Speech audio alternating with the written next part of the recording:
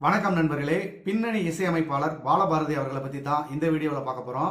இசைஞானி இளையராஜாவின் அடுத்த வாரிசுன்னு சொல்லி ஆனந்த விகடன்ல நியூஸ் போடுற அளவுக்கு ஒரு இசையமைப்பாளர் இருக்காருன்னா அவர் பாலபாரதி தான். எதனால அந்த நியூஸ் வெளியில வந்துச்சு, இவர் என்னென்ன படங்களுக்கு இசையமைச்சிருக்காரு, இவரை பத்தின தகவல் எல்லாத்தையும் இந்த வீடியோவில் விளக்கமா நம்ம பார்க்கலாம். வாங்க நண்பர்களே, நம்ம இப்ப வீடியோக்குள்ள போலாம்.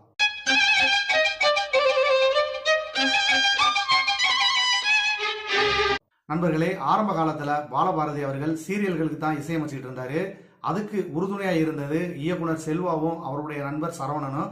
இவங்க தூர்தர்ஷன்ல நாடகங்கள் இயக்கிட்டு இருந்தாங்க. அந்த நேரத்துல செல்வா அவர்களின் நெருங்கிய நண்பரான பாலபாரதி அவர்களுக்கு இசையமைக்கிறதுக்கான ஒரு வாய்ப்பை கொடுக்குறாங்க. முதன்முறையா சித்திரப்பாவை அப்படிங்கிற ஒரு தொடருக்கு இசையமைக்கிறதுக்கு வாய்ப்பு கொடுக்குறாங்க. இந்த தொடர்ல திரைப்படத்துல எப்படி பின்னணி இசை இருக்குமோ அதே மாதிரி பின்னணி இசை அமைச்சு திரைப்படங்கள்ல எப்படி 6 பாடல்கள் இருக்குமோ அதே மாதிரி 6 பாடல்களையும் அதுல கொடுத்திருந்திருக்காரு. இந்த சீரியல் ரொம்பவே மக்கள் கிட்ட பெரும் வரவேற்பை பெற்றிருக்கு. அதுக்கடுத்ததா நீலாமாலா அப்படிங்கிற ஒரு சீரியலுக்கு இசையமைக்க இவருக்கு ஒரு வாய்ப்பு கிடைக்குது. இந்த சீரியல்லையும் அதே மாதிரி பேக்ரவுண்ட் ஸ்கோர் அதே மாதிரி பாடல்கள் எல்லாமே போட்டிருக்காரு. இந்த சீரியலை பத்தின செய்திகள் வெளியில பயங்கரமா வர ஆரம்பிச்சிச்சு. இந்த சூழ்நிலையில தான் பிரசாந்த் ஸ்டுடியோல இருந்து ஒரு போன் கால் வருது. பாண்டு அவர்கள் பேசுறாரு. அவர் பேசும்போது இளையராஜா உங்களுடைய இசை திறமையை பத்தி ரொம்ப புகழ்ந்து பேசியிருக்காரு.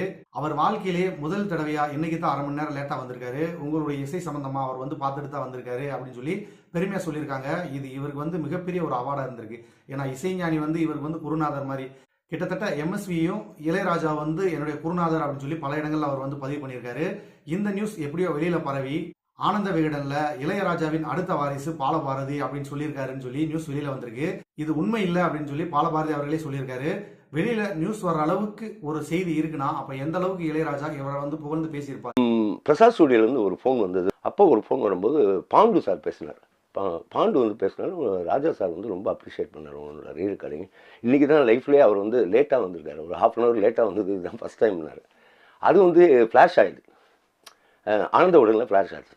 அது இந்த மாதிரி திரை இசையமைப்பாளர் பாலபாரதி தன்னுடைய அடுத்த வாரிசுன்னு சொல்லிட்டாருன்னு சொல்லி ஃப்ளாஷ் ஆச்சு. அப்படிலாம் அவர் பேசவே இல்லை. நல்லா இருக்குன்னு தான் சொன்னார். ஏன்னா அது ஒரு பெரிய அப்ரிசியேஷன் எடுத்து வழக்கம் போல் மீடியாஸ் எப்படி எழுதுவாங்க, அவங்களுக்கு ஒரு இன்ட்ரெஸ்டிங்காக இருக்கணும், சும்மா இருக்கக்கூடாது. அதனால் அது ஒரு சந்தோஷமாக இருந்தது. அந்த பீரியடில் ராஜா சார் ஒரு பெரிய ஜாம்பவன் ஒரு சின்ன பையனை பாராட்டுறாருன்னா பெரிய விஷயம். அது என்னை பொறுத்த மட்டும் எனக்கு மானசீக குரு 2 பேர் sir, MS Viswanathan and Ilaiyaraaja. இளையராஜாவே தன்னுடைய அடுத்த இசை வாரிசு பாலபாரதி அப்படின்னு சொல்ற அளவுக்கு ஒரு ரூமர் வெளியில வந்திருக்குன்னா எந்த அளவுக்கு இளையராஜா அவர்கள் இவரை பத்தி பெருமையா பேசியிருப்பாரு. இது பொய்யான தகவலா இருந்தாலும் இப்படி ஒரு வார்த்தை வெளியில கிடைக்கிறதுக்கு கொடுத்து வச்சிருக்குன்னு தான் சொல்லணும். அதுக்கேற்ற மாதிரி இவர் சில திரைப்படங்களுக்கு இசையமைச்சிருக்காரு. அந்த பாடல்கள் எல்லாமே நம்ம வாழ்க்கையில மறக்க முடியாத பாடல்கள். அதிகமா கேட்டிருப்போம். சில பேருக்கு இது என்ன படம்னு கூட தெரியாது. இப்ப நாம அது சார்ந்த தகவலை பத்தி பேசும்போது நீங்களும் தெரிஞ்சுக்குவீங்க. சரி நண்பர்களே, இவர் திரைப்படத்துக்குன்னு இசையமைச்ச முதல் படம் என்ன அப்படின்னு பாத்தீங்கன்னா தலைவாசல் தான். தலைவாசல் திரைப்படத்துக்கான பாடல்கள் எல்லாத்தையுமே 1989 இறுதியிலே ரெடி பண்ணிட்டாரு. அந்த படத்தை செல்வா தான் இயக்கியிருந்தாரு. ஆனா அந்த பாடல்கள் படமும் வெளிவந்தது எப்ப அப்படின்னு பாத்தீங்கன்னா 1992 தான் வந்துச்சு. கிட்டத்தட்ட பாத்தீங்கன்னா செப்டம்பர் மாசம் தான் வந்துச்சு. அதுக்கு முன்னாடி ஆகஸ்ட்ல ரோஜா படத்தினுடைய பாடல்கள் வெளிவந்துருந்துச்சு. ரோஜா திரைப்படத்தினுடைய பாடல்கள் பரவலா பேசப்பட்டாலும் தலைவாசல் படத்தினுடைய பாடல்கள் பட்டி தொட்டி எங்கும் பரவலா பேசப்பட்டுச்சு. ரோஜா திரைப்படத்தை காட்டிலும் மக்கள் கிட்ட அதிகமா போய் ரீச் ஆன திரைப்பட பாடல் என்ன அப்படின்னு பாத்தீங்கன்னா அது தலைவாசல் தான்.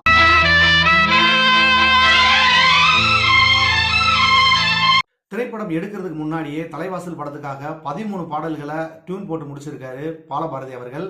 அதுல முதலா பதிவு பண்ண பாடல் சந்தானம் வரிகள்ல ஜானகி பாடின இந்த ஒரு அழகான பாடல்.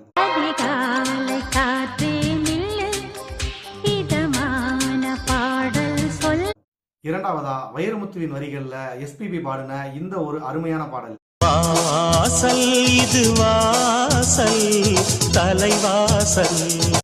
மூன்றாவதா வைரமுத்து வரிகள்ல எஸ்பிபி சித்ரா பாடின இந்த ஒரு அழகான காதல் பாடல். உன்னை தொட்ட தென்றல் இன்று என்னை தொட்டு சொன்னதொரு சேதி. இந்த பாடல் இன்று வரை பேருந்துகள்ல கேட்காத இடமே இல்லை அப்படின்னு சொல்ற அளவுக்கு ஒரு அருமையான பாடல்.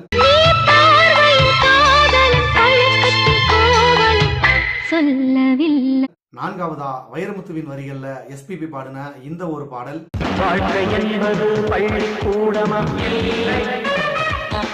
அஞ்சாவதா அசோக் அவர்கள் பாடின இந்த ஒரு அழகான பாடல். உடலு உள்ள உயிர் இது கடவுளோட பயிர்.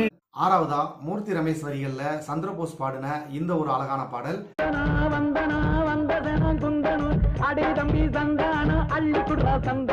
ஏழாவதா மூர்த்தி ரமேஷ் வரிகள்ல சந்திரபோஸ் பாடின இந்த ஒரு அழகான பாடல்.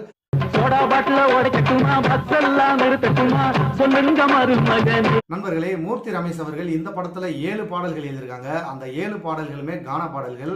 நாமெல்லாம் வந்து தேவா தான் வந்து கானா பாடல்களுடைய அறிமுகம் அப்படின்னு நினைச்சுக்கிட்டு இருக்கோம். 1989 பாலபாரதி அவர்கள் கானா பாடலை அப்போதே இசைத்து காட்டியிருக்கிறார்.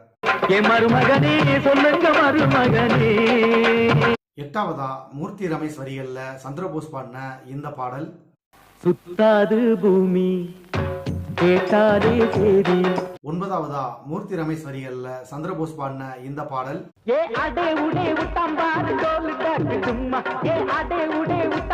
பத்தாவதா வைரமுத்துவின் வரிகள்ல எஸ்பிபி மனோ பாடின இந்த ஒரு அழகான பாடல்.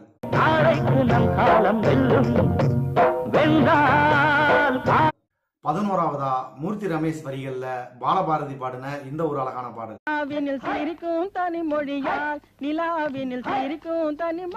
12வதா மூர்த்தி ரமேஷ் வரிகள்ல குழுவா சேர்ந்து பாடின இந்த ஒரு அழகான பாடல்.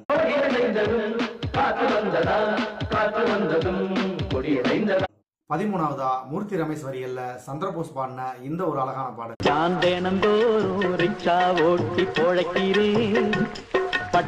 நண்பர்களே, தலைவாசல் படத்துக்காக சந்திரபோஸ் அவர்கள் 5 பாடல்கள் பாடியிருக்காரு. அடுத்ததா 1993 பாலபாரதி அவர்கள் இசையமைத்து 2வதாக வெளிவந்த திரைப்படம் அமராவதி. இந்த திரைப்படத்தின் பாடல்கள் தான் அஜித் அவர்களை தமிழக மக்கள் கிட்ட கொண்டு போய் சேர்த்தது. இந்த திரைப்படத்துக்கான அனைத்து பாடல்களையும் வைரமுத்து அவர்கள் எழுதியிருந்தாரு. இந்த படத்துல நாம பார்க்க போற முதல் பாடல் எஸ்பிபி அவர்கள் பாடின இந்த ஒரு அழகான பாடல். புத்தம் புது மலரே என் ஆசை சொல்லவா.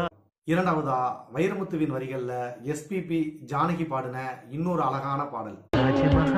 தேவையில்லை அன்னமே அன்னமே. மூன்றாவதா வைரமுத்துவின் வரிகள்ல எஸ்பிபி பாடின இந்த ஒரு அழகான பாடல். கனவேதானா. நான்காவதா வைரமுத்து வரிகள்ல மின்மினி பாடின இந்த ஒரு இனிமையான பாடல்.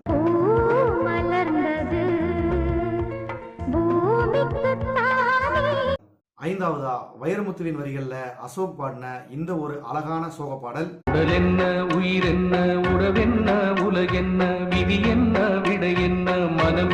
ஆறாவதா எஸ்பிபியும் மால்குடி சிவாவும் பாடின இந்த ஒரு அழகான பாடல்.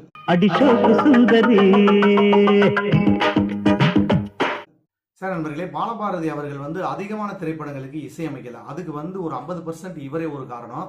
என்னன்னு பாத்தீங்கன்னா, இவர் வந்து சீரியல்ல இசையமைக்கிறதுலே வந்து அதிக ஆர்வம் செலுத்திக்கிட்டு இருந்தாரு. பல சீரியல்களுக்கு இசையமைச்சதுனாலே திரைப்படங்களுக்கு வந்து அவர் இசையமைக்க முடியாம போச்சு. அதையும் தாண்டி சில படங்களுடைய கதை என்னன்னே கேட்காம அதுல இருக்க சுச்சுவேஷனுக்காக மட்டுமே பாடல்களை போட்டாரு. அதையும் தாண்டி அவர் இசையமைத்த திரைப்படங்கள் எல்லாமே வந்து வேறு விதமான கதைக்களம், அதாவது பாடலுக்கான கதைக்களமா இல்லாம இருந்ததும் இன்னொரு காரணமா இருக்கு. நண்பர்களே, இவர் இசையமைத்த 3வது திரைப்படம் 1993 வெளிவந்த பிறந்தாலும் ஆம்பளையா பிறக்கக்கூடாது அப்படிங்கிற அந்த திரைப்படம். இது வந்து ஒரு காமெடி ட்ராக்கா போனதுனால பாடல்களுக்கு வந்து பெரும் முக்கியத்துவம் வந்து கிடைக்கல.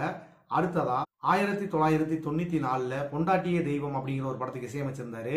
இந்த படம் வந்து அந்த அளவுக்கு பெருசா பேசப்படல அப்படிங்கிறதுனால பாடலும் பெருசா பேசப்படல. அடுத்ததா 1998 செல்வா நடிப்புல வெளிவந்த கோல்மால் படத்துக்கு இசையமைச்சிருந்தாரு. இந்த படத்திலே வந்து காமெடி ட்ராக் அப்படிங்கிறதுனால பாடல்களும் பெருசா பேசப்படல. இருந்தாலும் ஒரு சில பாடல்கள் ஓரளவுக்கு ரசிக்கப்பட்டுச்சு. ஆனா இந்த படத்துக்கு பாலபாரதி தான் இசையமைச்சிருக்காரா அப்படிங்கிறது பலருக்கும் தெரியாது. அடுத்ததா 2001 அசோகவனம் அப்படிங்கிற ஒரு படத்துக்கு இசையமைச்சிருந்தாரு. அடுத்ததா 2006 சாசனம் அப்படிங்கிற மகேந்திரன் இயக்கிய திரைப்படத்துக்கு இசையமைச்சிருந்தாரு. நண்பர்களே, சாசனம் திரைப்படம் 1997 வந்து எடுக்கிறதா பேசப்பட்டுச்சு. மகேந்திரன் இயக்கம் என்பதனால வந்து பாலபாரதி அவர்களின் பெயரும் வந்து பெருசா பேசப்படும் சொல்லி எதிர்பார்த்தாரு. ஆனா அந்த படம் வந்து அந்த நேரங்களில் கைவிடப்பட்டு 2005 எடுக்கப்பட்டு 2006 வந்து வெளியிடப்பட்டது. இந்த படத்துக்கு பாலபாரதி அவர்கள் தான் இசையமைச்சிருந்தாரு. அடுத்ததா 2006 மெர்க்குரி பூக்கள் அப்படிங்கிற படத்துக்கு பின்னணி இசை மட்டும் அமைச்சிருந்தாரு. இந்த படத்துக்கு கார்த்திக் ராஜா அவர்கள் வந்து ஃபுல்லா பாடல்கள் போட்டிருந்தாரு. பின்னணி இசை மட்டும் இவர் போட்டிருந்தாரு. அடுத்ததா 2012 நாங்க அப்படிங்கிற ஒரு திரைப்படத்துக்கு இசையமைச்சிருந்தாரு. 2017 ஊதாரி அப்படிங்கிற ஒரு திரைப்படத்துக்கு இசையமைச்சிருந்தாரு.